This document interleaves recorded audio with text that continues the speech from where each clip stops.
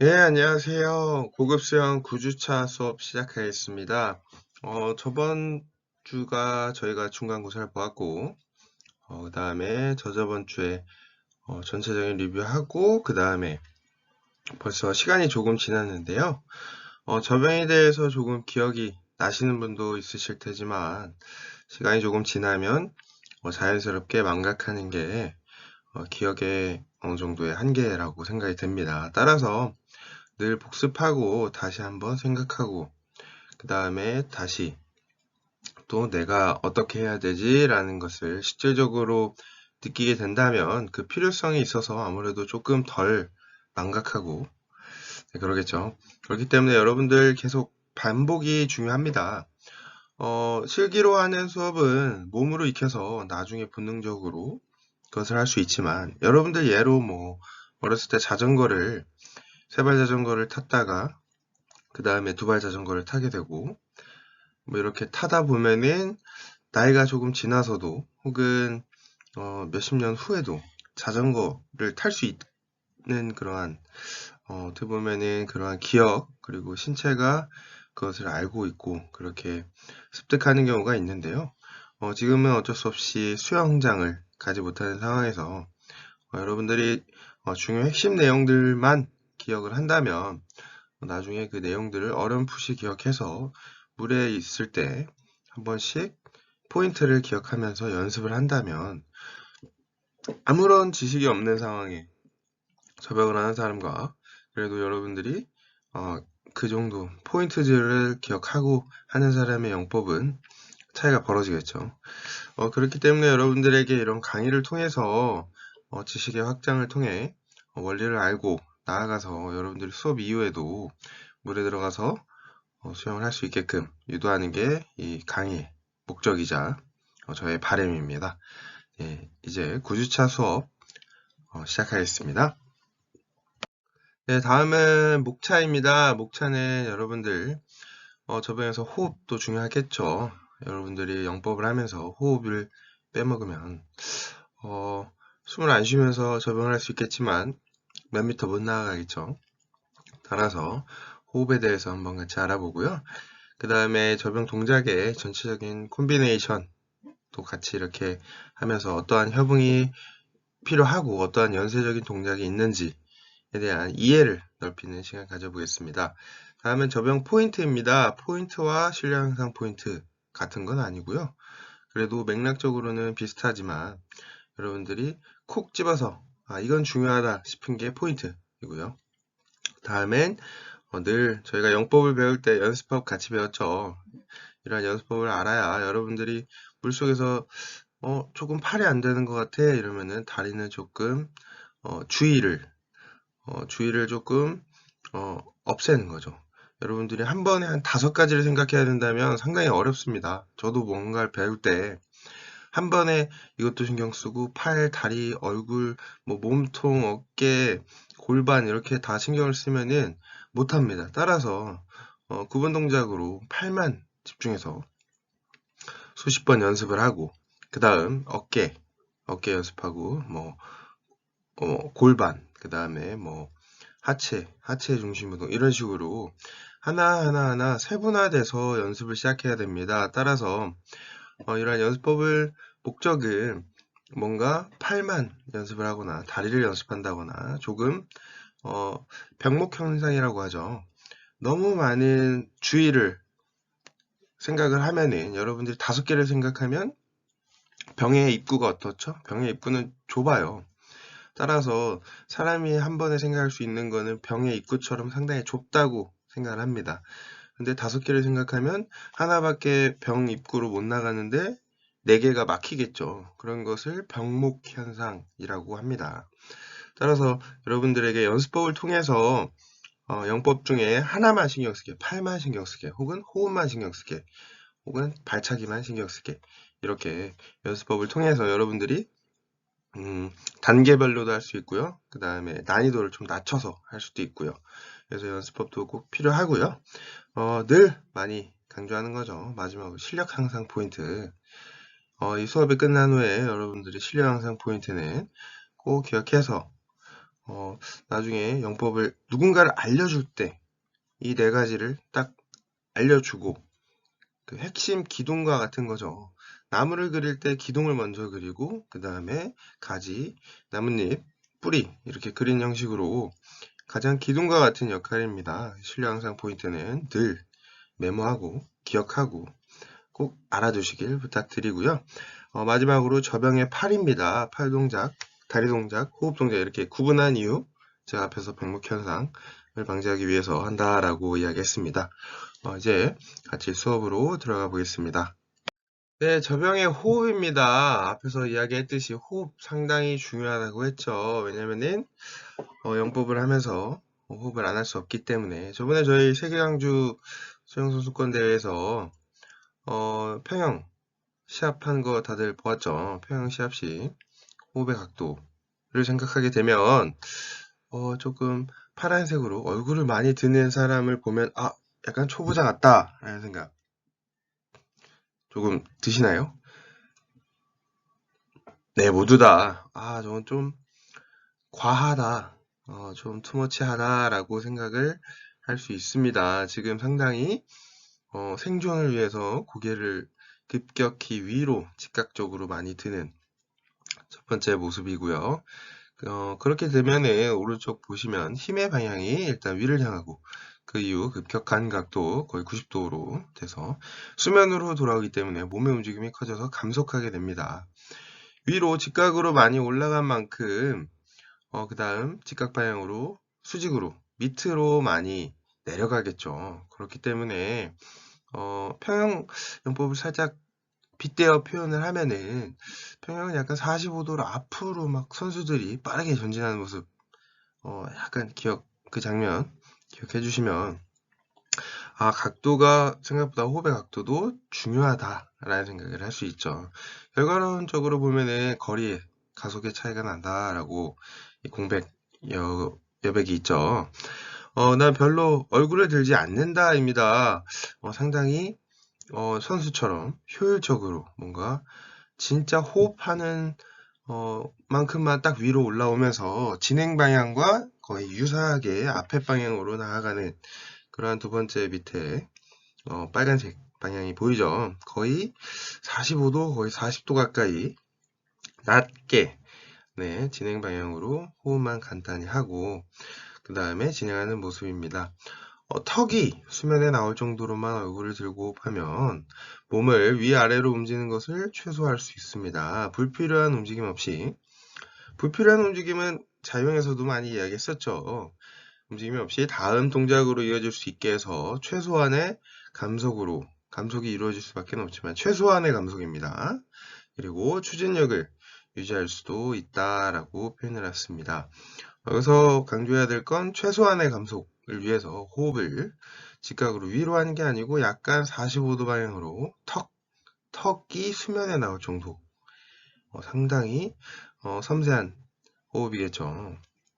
뭔가 막 고개를 많이 들면은 되게 잘하는 사람처럼 보이고 막 낙차가 커야 막 물보라도 많이 벌어져서 멋있다라고 생각할 수도 있는데요. 다이나믹하게 하지 않고 처음에 저희가 했던 간결하게 해야 한다는 거 여러분들 호흡은 약간 턱이 수면에 나올 정도만 상당히 좀 섬세하게 내가 호흡을 올라올 때 약간 턱만 살짝 나올 정도로 한다라고 하는 거 여러분들 기억해 주시길 부탁드립니다. 다음은 저병 호흡에서 한번 도해로 검증한다. 즉 그림으로 한번 같이 알아보는 건데요. 이러한 그래프를 보면은 여러분들이 이렇게 했을 때 어떻고 이렇게 하지 않으면 안 좋다. 뭔가 이런 것을 정확한 데이터입니다. 여러 선수들의 데이터, 속도, 시간에 따른 속도를 보면서 이게 효율적이다, 효율적이지 않은 동작이다. 이거는 수백 명, 수천 명의 데이터를 이렇게 모아서 가장 유용한 영법을 찾기 위해서 한 하나의 과학적인 근거고요. 따라서 한번 같이 이런 그래프를 보는 분석법도 꼭 필요합니다. 따라서 위에는 가능하다. 그리고 이게 이상적이다 라고 해서 빨간색 동그라미 그리고 밑에는 파란색 X자 이렇게 하면은 좋지 않다라고 표현을 했습니다.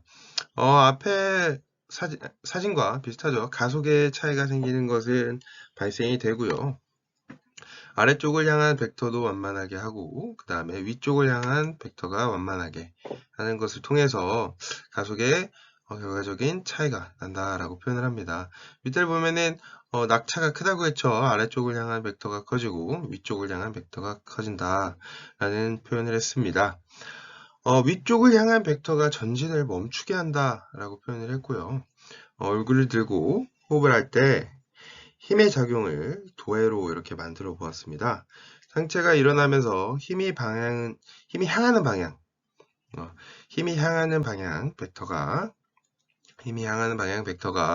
위쪽을 향하면 그것을 내리기 위한 벡터, 그것을 내리기 위한 위의 방향으로 간 만큼 밑으로 내리기 위한 벡터가 필요해서 그러면 앞으로 추진력에 브레이크가 걸려서 가속의 차이가 생긴다라고 했습니다.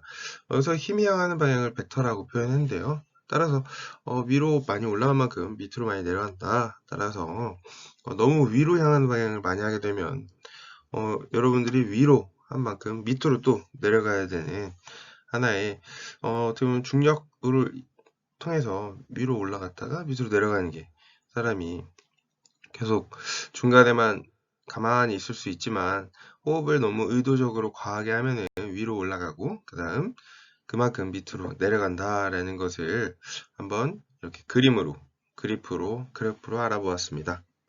네, 다음은 저병 콤비네이션입니다. 이거 보면서 너무 또 생각할 게 많다. 병목 현상이 벌써 발생할 것 같다. 이렇게 생각할 수도 있는데요. 일단 콤비네이션을 통해서 전체적인 동작에 대한 이해를 통해서 어떠한 부분에서 어떠한 동작을 필요로 하는구나 라는 걸 여러분들이 한번 같이 알아보았으면 좋겠습니다. 콤비네이션의 용어는 입수할 때 첫 번째 킥을 하고 풀할 때, 당길 때 두 번째 킥을 한다. 이게 중요합니다. 입수할 때 첫 번째 킥, 그리고 당길 때 두 번째 킥 한다. 라는 거 일단 기억하시고요. 저병도 표현과 마찬가지로 팔과 다리의 연동이 비교적 어려운 편입니다. 그렇죠? 좌우 대칭형 운동이 생각보다 연동이 어렵다라고 표현합니다. 첫 번째 킥과 두 번째 킥의 역할을 파악하고 스트로크의 형태와 타이밍을 맞춰서 킥을 할 수 있도록 해야 합니다. 첫 번째 킥과 두 번째 킥의 역할을 파악하고 스트로크의 형태와 타이밍을 맞춰서 킥을 할 수 있도록 해야 합니다. 네, 첫 번째입니다. 첫 번째 킥과 두 번째 킥의 타이밍을 상당히 주의해야 하고요.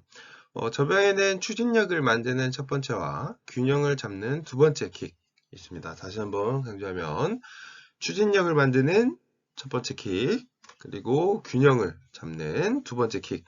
네, 둘 다 추진력을 요하고 싶지만 각자 맡은 용도가 있습니다. 첫 번째는 추진력, 두 번째는 균형. 이렇게 기억해 주시고요. 추진력을 얻는 첫 번째 킥은 팔을 입수하는 타이밍에 차기 시작합니다. 팔을 입수하는 타이밍에 차는 첫 번째 킥이고요. 균형을 잡는 두 번째 킥은 풀에 맞춰서 실행합니다. 내려차기, 다운킥이라고 하죠. 올려차기, 업킥의 타이밍도 확실히 파악해 둬야 됩니다. 호흡은 두 번째 킥인 다운킥의 힘을 살려서 실행합니다. 호흡은 두 번째 킥인 다운킥의 힘을 살려서 실행해야 되고요. 이때 팔은 피니시 동작을 합니다. 다만 두 번째 킥을 너무 강하게 차면 상반신이 필요 이상으로 들려서 정통으로 물의 저항을 받게 되므로 주의가 필요합니다. 한번 같이 그림을 보면서 어떻게 하는지 한번 같이 알아보겠는데요. 입수할 때 다운킥으로 첫 번째 킥을 한다라고 표현을 했습니다. 다운킥, 첫 번째 킥에서 여러분들 사진으로 보았을 때는 두 번째 킥을 먼저 보고 나중에 첫 번째 킥을 봤는데요. 일단 여러분들 연습할 때 입수하고 다운킥으로 첫 번째 킥, 추진력을 만든다라고 했습니다. 이 킥의 방향, 화살표 방향도 여러분들이 밑으로만 차는 게 아니고요. 약간은 대각선 방향으로 추진력을 얻기 위해서 이렇게 밀어야 여러분들이 앞으로 살짝 나갈 수 있겠죠. 네, 두 번째 그림을 보게 되면은 첫 번째 킥인 다운을 다 끝난 타이밍에 캐치를 한다고 합니다. 선수들은 굉장히 이러한 동작을 구분으로 하지 않고 연쇄적인 동작으로 하는데요. 일단 여러분들은 주의를 처음에 할 때 주의를 하나에만 집중해서 일단 첫 번째 킥 다운킥으로 앞으로 살짝 나아가는 가속을 살짝 느껴주고 그 다음 캐치를 시작하는 게 여러분들이 생각이 아무래도 분산되지 않고 집중할 수 있습니다. 그 다음에 물을 가슴 아래로 끌어모으는 풀 동작, 당기는 동작. 이때 업킥입니다. 업킥으로 두 번째 킥을 한다라고 표현을 했습니다. 네, 이때 첫 번째 킥, 다운킥, 그 다음에 내려간 다리를 업 해주는 두 번째 킥이 있습니다. 그 다음 네 번째입니다. 풀의 후반에, 그러니까 당기기가 다 끝난 후반에서 다운킥으로 두 번째 킥을 시작한다라고 했습니다. 살짝 업과 다운을 통해서 두 번째 킥은 약간 균형을 잡는다라고 표현을 했습니다. 그래서 여러분들이 이렇게 살짝 밑으로 밀어주는 힘을 통해서 살짝은 호흡도 도움이 된다라고 이렇게 생각하셔도 되고요. 얼굴을 들어서 호흡을 한 이후에 5번입니다. 팔 접기를 끝난 피니시에서 두 번째 킥인 다운킥을 끝내고 그 다음에 그 힘을 이용해서 얼굴을 수면에 내밀고 호흡을 한다라고 표현을 했습니다. 보시면 지금 이 두 번째 킥 다운을 끝냈을 때 발의 위치가 상당히 밑으로 내려가 있죠. 그만큼 두 번째 균형을 잊기 위한 다운킥은 아무래도 다리를 많이 내림으로써 호흡을 위해서 고개가 살짝 위로 올라갈 수 있다라고 약간 시소 아시죠? 시소처럼 밑으로 많이 내리면 상대적으로 반대쪽 시소가 올라가죠. 여러분들 놀이터에서 많이 타봤죠? 쭉 밑으로 밀어줌으로써 상체가 위로 이렇게 올라가는 여러분들 막 수영하다가도 호흡이 급하면 다리를 밑으로 내리죠. 그런 원리라고 생각하시면 조금 편합니다. 그래서 두 번째 킥을 할 때 조금 의식적으로 밑으로 내리면 호흡은 조금 수월하게 할 수 있겠지만 여러분들 또 수영을 세 가지 익혔다 보니까 물의 저항이 크겠다라는 생각도 여러분들 하실 수 있겠죠. 네, 이러한 하나의 응용 동작도 기억해 주시면 좋겠고요. 리커버리를 하고 업킥으로 첫 번째 킥을 한다라고 표현을 했습니다. 업킥으로 첫 번째 킥을 한다라고 표현했죠. 업킥. 네, 해서 첫 번째 킥에 다운킥, 업킥, 그리고 두 번째 킥에 다운킥, 업킥 이렇게 생각보다 생각하는 게 많죠. 네, 여러분들 처음에는 당연히 어렵다고 생각됩니다. 따라서 제가 앞에서 병목현상 표현했듯이 1번, 2번만 하고 그 다음 1번, 2번 또 반복을 하고 그게 이제 익숙해져서 내가 1번, 2번 동작을 생각 안 해도 자연스럽게 1번, 2번 동작이 자연스럽게 하나의 군집화라고 표현을 해요. 협응 동작이 자연스럽게 하나의 카테고리가 되어서 1, 2번이 완벽히 되면은 제가 생각을 안 해도 자연스럽게 몸이 1, 2번을 합니다. 그 다음 1, 2번 한 다음 그 다음 연쇄 동작으로 1, 2번 하고 다음엔 이제 3번만 생각을 하는 겁니다. 1, 2번 하고 3번 뭔가 아래 모으고 업킥으로 두 번째 킥 하는 거 이렇게 여러분들이 앞에를 확실히 카테고리화해서 완벽하게 쉬운 동작 익숙한 동작 만들고 그 다음 동작 그 다음에 플러스 시켜서 그 동작 집중해서 1, 2, 3번 그 다음 1, 2, 4번 뭐 이런 식으로 점차 익숙해지고 완벽해지고 그 다음 플러스 그 다음에 그것도 계속 반복해서 플러스 이렇게 점차 여러분들이 하다 보면은 마지막 동작까지 가능합니다. 상당히 근데 저병은 생각보다 순식간에 이것저것 생각해야 될 게 많습니다. 따라서 저병을 익히는데 최소 몇 달은 저병만 해야 여러분들이 어느 정도 접영을 익힐 수 있고요. 수영을 하면서 상당히 난이도가 있는 영법이라고 표현합니다. 따라서 접영을 그렇게 잘하는 사람이 많지는 않습니다. 어느 정도 할 수는 있지만 자유형, 배영, 평형에 비해서 상당히 난이도가 있고 익숙해지는데 상당히 많은 시간이 소요되기 때문에 여러분들은 첫 번째 킥, 두 번째 킥 이러한 용도 그리고 원리를 알고 막 해보고 싶다 라는 마음 이런 거 여러분들이 기억한다면 나중에 수영장 가서 한번 접영을 이렇게 조금 시도해 보면서 생각보다 이거 어렵다 신경 쓸 게 많다라는 걸 한번쯤 여러분들이 호기심에 한번 수영장을 가보시길 부탁드립니다. 네, 다음은 콤비네이션의 호흡의 타이밍입니다. 여러분들 아마도 스스로 이렇게 연습을 하다 보면은 생각보다 타이밍 잡기가 어렵다라는 생각을 아마 하시게 될 겁니다. 왜냐면은 팔도 신경 쓰고 다리도 업킥, 다운킥도 있고 뭔가 내 몸이 앞으로 안 나가는 것 같고 호흡은 턱까지만 올리라고 하셨는데 생각보다 막 마음은 급해서 막 호흡이 잘 안 되고 이러한 어려움들을 아마 느낄 수 있을 텐데요. 그럴 때 한번 호흡의 타이밍 어떤 게 문제였지? 라는 생각 한 번쯤 하시면서 캐치할 때 숨 내뱉기가 끝나도록 해야 됩니다. 캐치를 할 때 그죠? 첫 번째 킥 하고 첫 번째 킥 다운 킥 하면서 캐치할 때 뭔가 호흡을 어느 정도 코로 뱉고 그 다음 팔은 피니시, 다리는 다운킥으로 두 번째 킥을 하는 타이밍에 얼굴을 들고 다시 한번 강조하면 다리는 다운킥으로 두 번째 킥을 하는 타이밍에 얼굴을 들고 리커버리 전반에서 단숨에 공기를 들어 마셔야 됩니다. 리커버리 전반에 단숨에 공기를 들어 마시고 얼굴을 너무 들으면 안 된다 라는 표현을 했습니다. 개인적으로 코로 뱉고 입으로 빠르게 마시는 게 아무래도 코로 마시는 공기의 양보다 입이 조금 더 크죠. 기관지 구조상 입이 더 크기 때문에 그리고 코로 물이 들어갈 그러한 위험성이 없기 때문에 대부분 아마 98% 정도는 입으로 쉬지 않을까.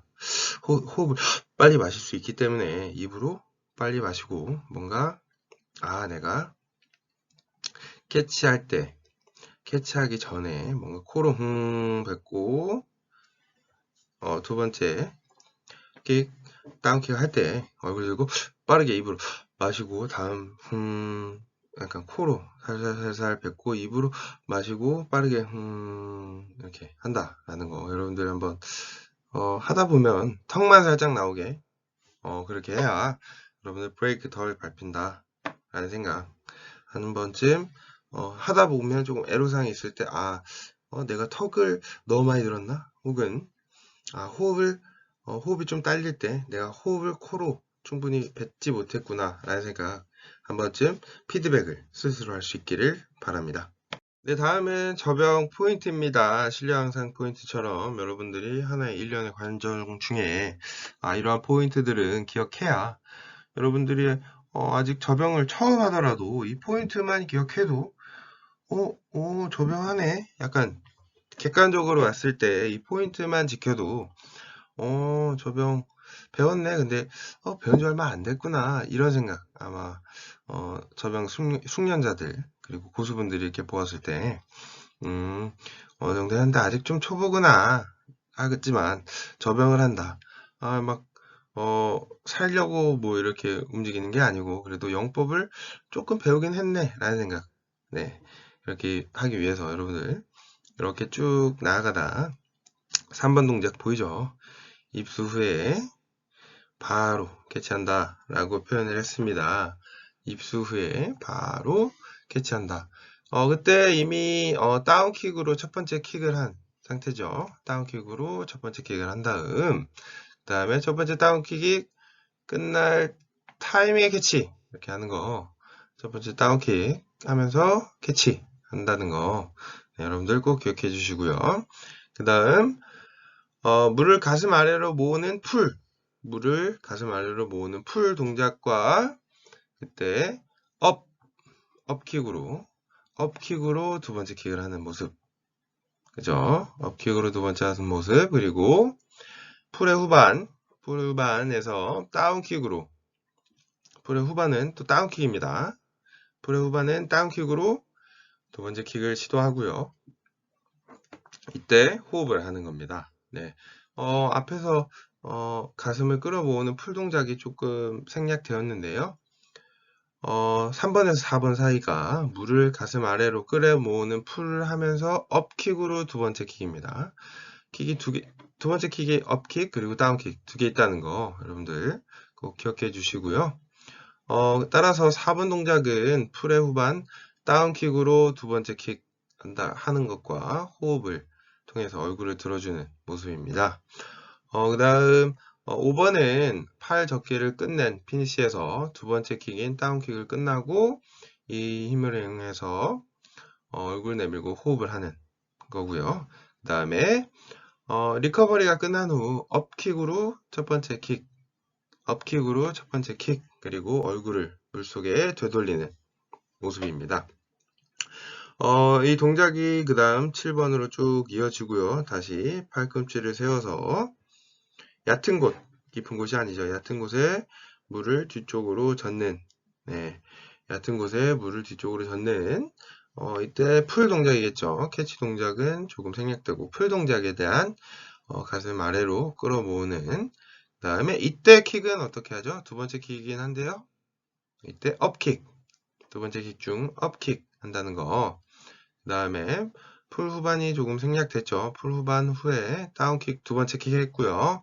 그 다음에 호흡을 대비해서 얼굴 들고 그 다음 팔 접기를 끝낸 피니시에서 두 번째 킥 다운킥 하는 거 두 번째 킥 다운킥 하고 수면에서 네, 턱이 나올 정도로 호흡을 한다 라는 거 이렇게 하고 그 다음 또 리커버리가 끝난 이후에 업킥으로 첫 번째 킥 업킥, 첫 번째 킥, 그 다음에 물속에 되돌리면서 다운킥 하면서 앞으로 나아간다. 네, 업킥과 다운킥 있다는 거. 여러분들 아마 조금 업킥도 있었어? 라는 생각하실 수 있을 텐데요. 네, 이러한 균형을 잡는 두 번째 킥과 그 다음 추진력 하는 첫 번째 킥 있다는 거 여러분들 이렇게 기억하고 생각보다 주의를 요하는 게 많구나 해서 이거를 구분 동작으로 익혀야지 여러분들이 점차 익숙해지고 뭔가 이 저병에 왜 업킥이었지? 왜 다운킥이었지? 이런 것을 몸으로 체득하면서 여러분들이 저병에 대한 이해도가 높아질 것이라고 생각됩니다. 네, 여러분들 상당히 업킥과 다운킥이 있고 첫 번째 킥도 두 번 이렇게 위아래로 하고 두 번째 킥도 업과 다운이 있어서 약간 이런 좀 놀라움과 좀 머리 아픔을 같이 이렇게 부수적으로 느끼실 텐데요.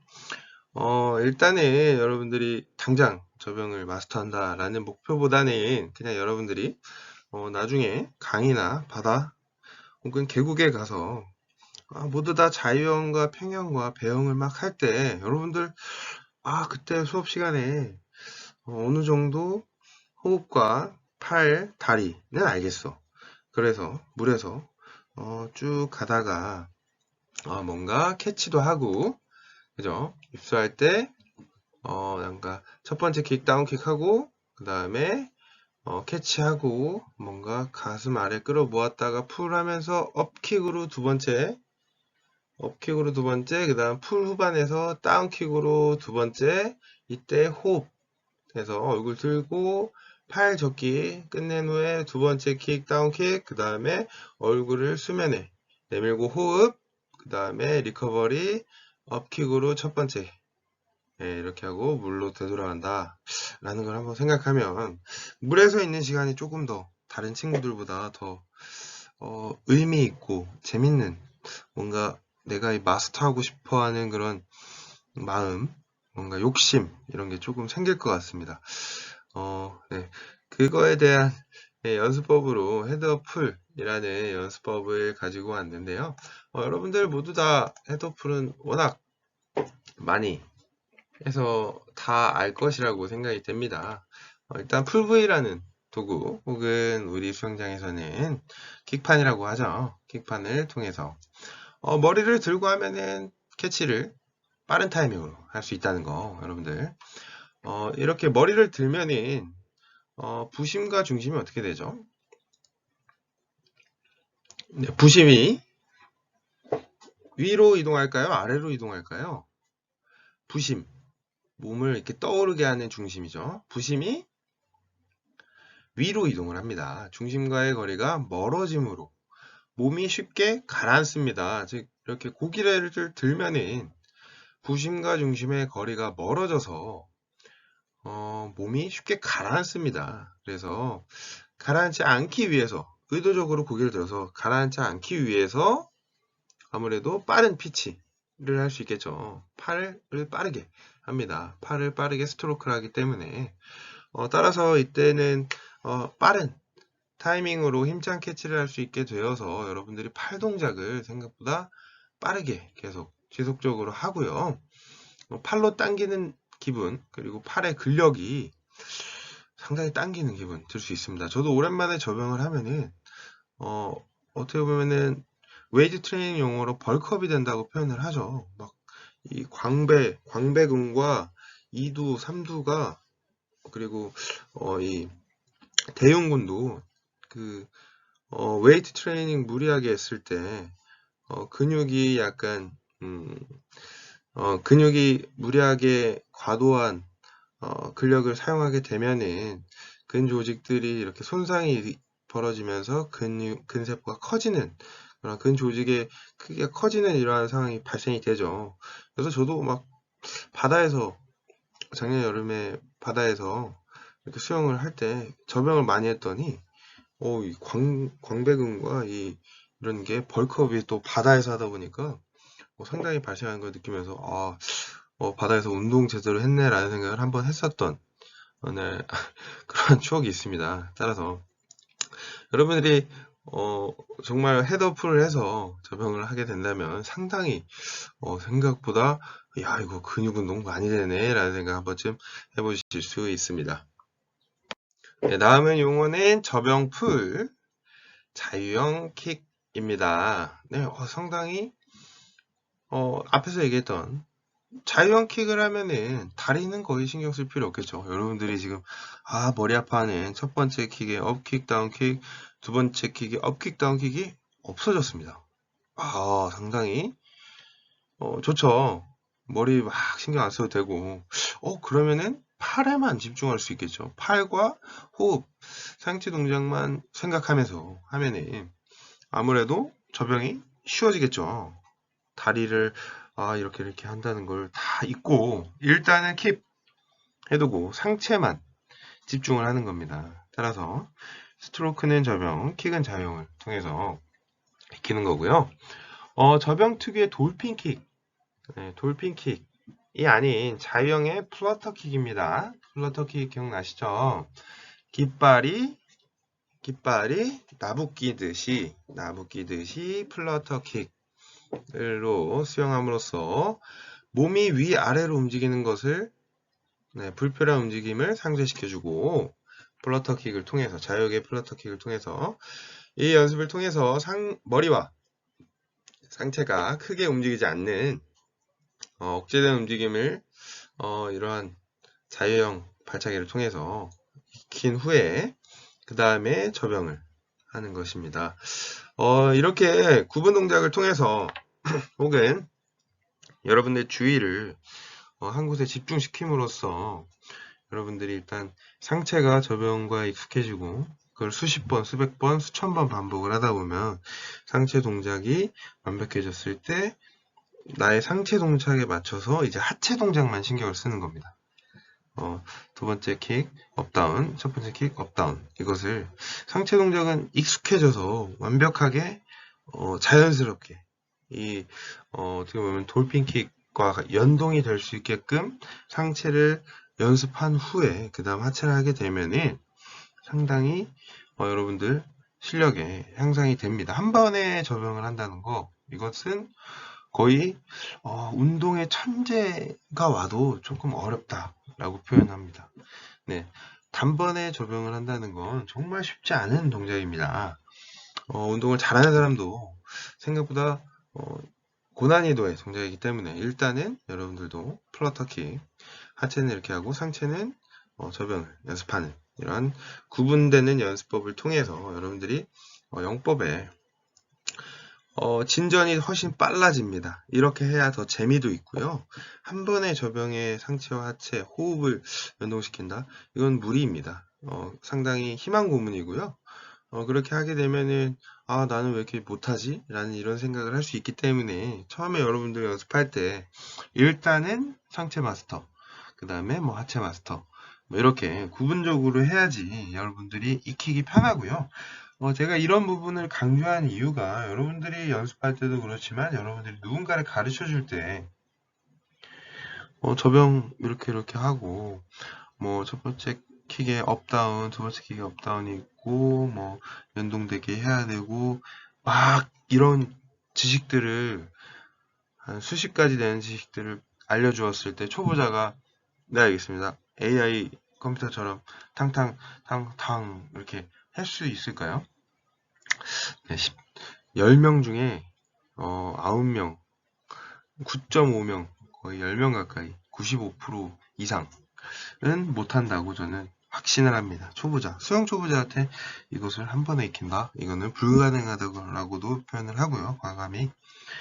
따라서 이렇게 동작에 대한 포인트를 상체와 하체를 나눠서 한다든가 이렇게 여러분들이 티칭을 할 때도 조금 구분되게 해야지만 익히는 사람 입장에서도 재미가 있습니다. 성취를 해야 다음 동작을 하고 싶고 내가 뭔가 오늘 해냈다라는 그런 만족, 성취, 기쁨, 동기부여 이런 것도 지도자의 입장에서 그러한 부분을 자극시키고 그러한 목표 달성을 위해서 그 사람의 수준과 난이도를 설정한다는 것도 상당히 중요합니다. 따라서 여러분들이 익히고자 하는 사람의 이러한 동기와 그리고 신체 능력, 회복 능력, 그리고 적응력, 의지 이러한 것들을 종합적으로 잘 판단해서 상대방의 그러한 동기를 부여할 수도 있는 게 여러분들이 나중에 이제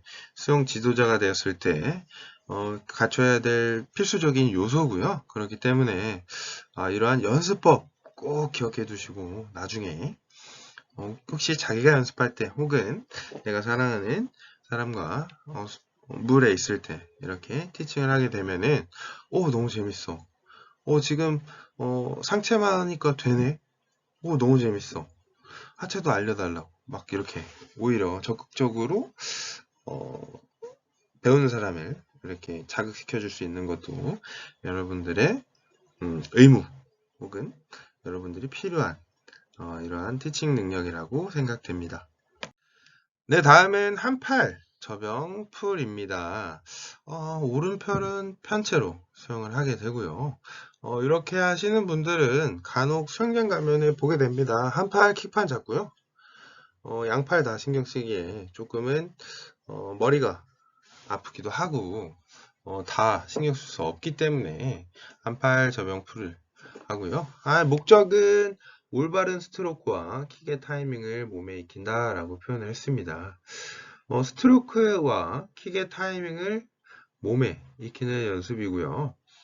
스트로크를 한쪽 팔에만 집중시킴으로써 스트로크와 첫 번째 킥 그리고 두 번째 킥의 타이밍을 쉽게 맞출 수 있습니다. 이 연습을 반복해서 올바른 스트로크와 킥의 타이밍을 몸에 익히고요. 몸에 떨어진 곳에서 팔을 돌리지 않도록 그렇게 이러한 좀 주의사항도 한번 자기 피드백이 가능하겠죠. 아무래도 주의도 덜 신경 쓰이고요. 장점은 또 킥판을 잡고 하게 되면은 아무래도 부력을 유지시켜 주기 때문에 물에 급격히 떨어지는 그런 불안함도 해소되고요.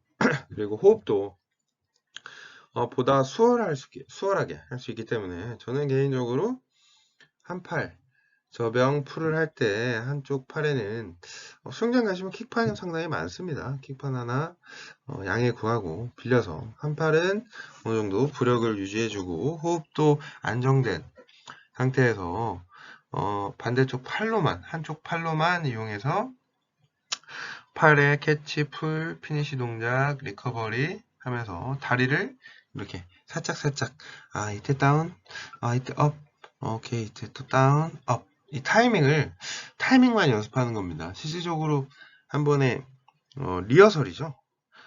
본 무대를 하기 전에 리허설을 계속, 부담을 갖지 않고, 내가 이렇게 한쪽 부력을 유지하고, 이렇게 캐치, 풀, 이때 다운킥 한번 했었어야 됐고, 이때 업. 그치. 첫 번째 킥은 추진력이지만 두 번째 킥은 균형을 잡기 위해서야. 약간 이런 걸 혼자, 여유 있죠. 한쪽 팔 잡고 호흡도 편하게 하면서 그냥 팔로만 타이밍을 스스로 잡아보는 겁니다. 물에서. 이러한, 부수적인 연습을 통해서 이런 연습이 조금 완벽해지고 내 몸이 스스로 익습니다. 습득이 됩니다. 나도 모르게 본능적으로 이때 캐치, 풀, 이때 타이밍에 뭐 다운킥, 업킥, 오케이. 그 다음 리커버리, 첫 번째 킥 다운, 업, 이렇게 풀, 이렇게 근데 풀 할 때 조금 얕은 곳을 당겨야 되는데 너무 깊게 당겼어. 혹은 호흡은 턱까지 들었어야 되는데 이렇게 됐으면은 상당히 낙차가 커서 너무 과도하게 턱을 들었던 것 같아 라는 걸 여러분들이 왔다 갔다 하면서 연습을 천천히 하다 보면은 이제 좀 영법이 이해가 되고 몸이 이제 습득이 되면서 조금 더 어렵지만 쉽게 해서 쉽게 결국에는 이 저병이라는 영법을 마스터하게 되는 이러한 일련의 과정이 있습니다. 따라서 제가 이렇게 저병 연습법에 대해서 많은 설명을 하는 이유가 이러한 연습이 꼭 필요합니다. 다른 자유형, 배영은 조금은 난이도가 그렇게 높진 않아서 여러분들에게 연습법에 대한 강조를 많이 안 했었는데요. 필수적으로 연습해야 됩니다. 여러분들 본 무대만 하는 사람 없겠죠. 리허설을 통해서 여러분들이 본 무대를 더욱더 빛나게 하기 위해서 이러한 연습법 동작을 충분히 많이 해야 합니다. 네, 다음엔 어시스트 스윙입니다. 이렇게 연습하는 것은 거의 일반 수영장에서는, 사설 수영장에서는 볼 일이 거의 없겠죠. 대부분 전문적인 코치님, 감독님들께서 선수들의 어떻게 보면은 기록 향상을 위해서 부가적으로 하는 모습인데요. 일반인들은 거의 이렇게 접할 수 없는 튜브를 통해서 당기는 모습입니다. 나중에 여러분들이 아이를 낳고 자녀와 동반해서 이렇게 트레이닝을 하면은 네, 장점들이 있겠죠. 어시스트 스윙 이렇게 도와서 하는 것이고요. 일단 이러한 연습법들도 있다라는 걸 여러분들에게 소개시켜 주기 위해서 저는 다양한 연습법을 알려드려야 되기 때문에 지상에서 튜브를 당기는 거고요. 여러분들 네 번째입니다. 세 번은 했었죠.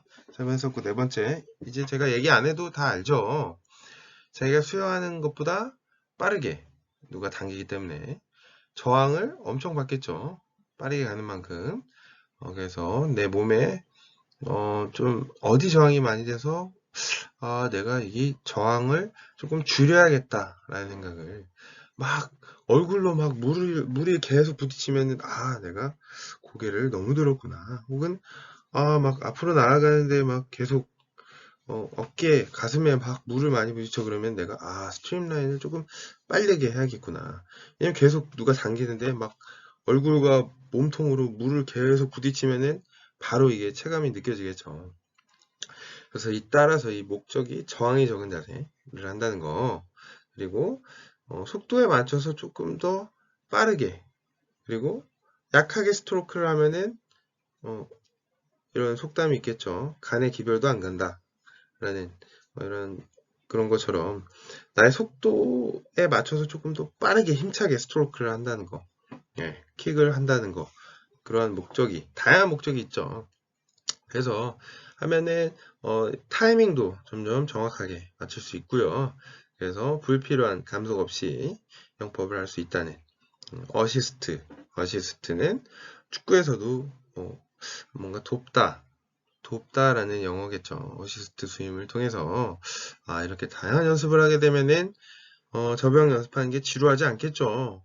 뭐 킥판 써서 이렇게도 하고 상체만 하기도 하고 누군가 당겨주기도 하고 네, 상당히 다양한 연습을 해서 재밌게 해야 됩니다. 하나만 연습하면 재미없습니다. 지루하고 이거 또 해? 이런 생각할 때 그때마다 여러분들이 이번에는 뭐 자유형 킥을 하고 상체만 저병 연습을 해볼까요?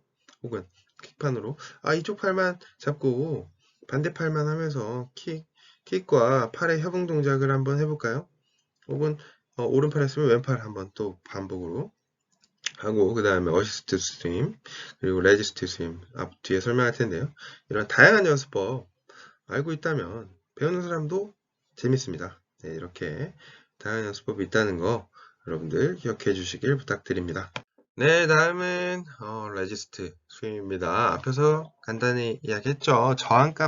저항을 높인다. 레지스트 저항하다. 뭔가 저항이라는 뜻인데요. 상당히 이것은 난이도가 있겠죠. 누군가 뒤에서 나를 당긴다라는 표현을 하고요. 스트로크를 통해서 좀 더 커다란 추진력, 말 그대로 이것까지 한다면 정말 그 앞에서 표현했죠. 벌크업, 웨이트 트레이닝 효과까지도 네, 느낄 수 있습니다. 한번 나중에 숙련이 올라갔을 때 한번 해보면은 와 진짜 뒤에서 누군가 당기면은 앞으로 나아가는 게 쉽지 않습니다. 예, 바다에서도 한번 해보시면은 저도 추천해 드리고요. 너무 깊은 곳에서 하지 마시고요. 해파리 있으면 안 되고요. 여러분들 안전이 보장된 상태에서 그 라인 넘으시면 안 됩니다. 바다에서 뭔가 파도가 칠 때 내가 그 파도에 맞서서 파도 방향으로 앞으로 이렇게 수영을 해보시면 이게 레지스트 스윙이구나. 내가 수영장에서는 앞으로 쭉쭉 잘 나가는데 와 분명히 앞으로 나아갈 건데 스트로크를 했는데 이미 몸은 뒤에 가 있습니다. 약간 이런 그 레지스트 스윙과 비슷한 맥락이고요. 바다에서 한번 역방향으로 근데 절대 빨간선 넘으시면 안 됩니다. 네. 라이프 가드 그 보트 타신 분들의 안내에 어기면 안 되고요. 절대 낮은 곳에서 내가 발이 닿는 곳에서 한 번쯤 그냥 소심한 도전, 예, 나와의 싸움 이렇게 이런 형식으로 그냥 한번 살짝 너무 많이 가면 안 됩니다. 간단하게 안전이 보장된 상태에서 한 번쯤 내년 바다, 여름 바다에서 파도에 맞서서 반대 방향으로 한번 레지스트 스윙이야 이게 하면서 해보면 한번 좋은 추억이 되고 동기부여도 수영장과 너무 다른데 약간 이런 생각. 또 바다는 염분 때문에 몸이 살짝 더 잘 뜹니다. 그래서 여러분들 생존 수영 배웠던 것처럼 몸에 힘을 쫙 빼고 배영하듯이 뒤로 탁 누우면은 바다에 이렇게 유유자적 떠 수 있다는 거 한 번쯤 느꼈으면 좋겠고요. 네, 레지스트 스윙. 너무 다른 데로 갔네요. 커다란 저항을 만들어내는 패러슈트 해서 팔로 큰 추진력을 만들어서 이렇게 연습하고요. 저항에 맞서 한 번의 풀로 확실히 나아갈 수 있게 그래서 좀 더 세분화되면은 손의 방향이나 스트로크 동작, 타이밍을 생각하면서 연습을 할 수 있게 됩니다. 이렇게 하면 감속의 요소가 적은 효율적인 스트로크로 효과적인 수영을 할 수 있는 레지스트 스윙입니다. 네, 다음은 실내 향상 포인트입니다. 죄송합니다. 실내 향상 포인트 늘 많이 강조했었죠. 꼭 기억해 주시길 부탁하는 여러분들이 혼자 있을 때도 이거는 꼭 기억해서 하시길 부탁드립니다. 팔을 저을 때 너무 많이 벌리지 않는 팔 동작. 네, 기억나시죠? 이제 그림이 사진이 떠올라야 됩니다. 저항이 너무 높죠. 그 다음 캐치 후 얕은 곳 그죠? 첫 번째 킥 이후에 캐치 후 얕은 곳을 젓는다. 네. 근데 이게 첫 번째 다운킥이 다 끝난 다음에 캐치를 시작하죠. 그죠? 그 다음 얕은 곳에 물을 젓는다 라고 표현하고요. 다리는 첫 번째 킥으로 물을 뒤쪽으로 보낸다. 다리 첫 번째 킥으로 물을 뒤쪽으로 보낸다 라고 표현했고요. 두 번째 킥은 너무 강하게 차지 말고 부드럽게 찬다 라고 표현을 했습니다. 이 첫 번째 킥, 두 번째 킥에 업과 다운킥이 있다는 거 한번 그 전에 강의를 조금 뒤로 돌려서 첫 번째 킥 다운킥이 언제였고 업킥이 언제였지 이렇게 디테일하게 자세하게 알고 있다면 여러분들 나중에 연습할 때 도움이 되겠죠. 근데 전체적인 의미는 좀 큰 의미 카테고리는 첫 번째 킥 약간 추진력, 두 번째 킥 뭔가 균형을 잡는다 라고 표현했고요. 호흡 동작은 작게 한다는 거 가로치고 여러분들 설명을 해야 됩니다. 턱이 살짝 올라올 정도로. 그리고 설명을 해줘야죠. 제가 항상 늘 과제를 내는데 정말 이거 단어 한 문장만 쓰면 안 됩니다. 과제 또 낼 건데 호흡을 작게 한다 하고 설명을 턱만 살짝 들어줄 정도로 호흡을 하고 호흡을 너무 과도하게 들면 위로 올라간 만큼 위로 올라가는 벡터가 큰 만큼 밑으로 가는 하강 벡터가 크기 때문에 비효율적인 동작이 됩니다 라고 부가적인 설명을 해야 됩니다 여러분들. 그쵸? 그 다음 콤비네이션 팔의 움직임과 첫 번째와 두 번째 킥을 연동시킨다 라고 표현했습니다. 이런 것도 여러분들이 그냥 조금 부가적인 설명을 해주면은 더욱더 좋겠죠. 그죠? 여러분들 설명 늘 풀어서 써야 되는, 늘 풀어서 이야기해야 되고 왜 그런지 늘 이야기하고 생각해야 여러분 지식이 됩니다. 네, 앞에서 실력항상 포인트에서 봤었죠. 저병 팔 동작 앞으로 팔을 펴고 젓는다. 이렇게 하면은 저항이 작아진다는 거. 좌우로 벌리면은 상당히 넓은 면적이죠. 네, 가끔 저병 동작을 할 때 이렇게 조금 허세 혹은 과도한 동작 하시는 분들 종종 있는데요. 굳이 이렇게 하면 속으로 조금 비효율적인 동작이다 하고 만약 지인이 그런다면 이렇게 하면 물의 저항을 많이 받아서 너무 하면은 추진 방향으로부터 물의 저항을 많이 받아 라는 설명을 여러분들이 한마디 한다면 추진 방향으로부터의 물의 저항을 크게 받아 그러면 맞아 생각보다 잘 안 나갔는데 친구야 너가 그렇게 이야기해 주니까 나의 단점을 알 것 같아. 그래 친구야 내가 너의 동작을 분석해 보았을 때 추진 방향으로의 물의 저항이 너무 커 라고 이렇게 이러한 대화를 한다면 상당히 제가 뒤에 있었다면 뒤에서 박수를 치면서 굉장히 이상적인 교우관계구나 라고 이렇게 저의 하나의 희망이고요. 네. 팔 동작은 그렇게 됩니다. 네, 다음에 저의 팔 동작 측면에서 본 모습이고요. 뒤쪽으로 움직이는 것 그리고 물을 뒤쪽 즉 다리 쪽으로 보내면 진행 방향으로부터 추진력이 생긴다 라고 표현을 했습니다. 따라서 이때는 두 번째 킥 업킥을 하겠죠. 두 번째 킥 당길 때 그리고 그 다음에 풀의 후반은 다운킥 두 번째 킥 다운킥 한다는 거. 네, 업킥 다운킥 그죠? 밑에는 잘못된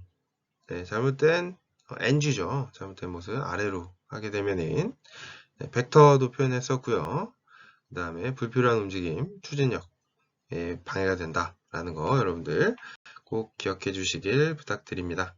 네, 팔 도해로 검증한다. 그림으로 보았을 때 뭔가 팔을 편 곳과 좌우로 벌린 것에 대해서 이렇게 물의 저항을 많이 저항 이런 용어 써서 설명해야 됩니다. 여러분들 앞으로 팔을 펴고 있는 상태 A와 좌우로 벌린 상태 B를 정면에서 보았을 때 저항을 받는 면적 이러한 설명 어떤 거라고 했죠? 저항을 받는 면적 이렇게 표현해야 되고요.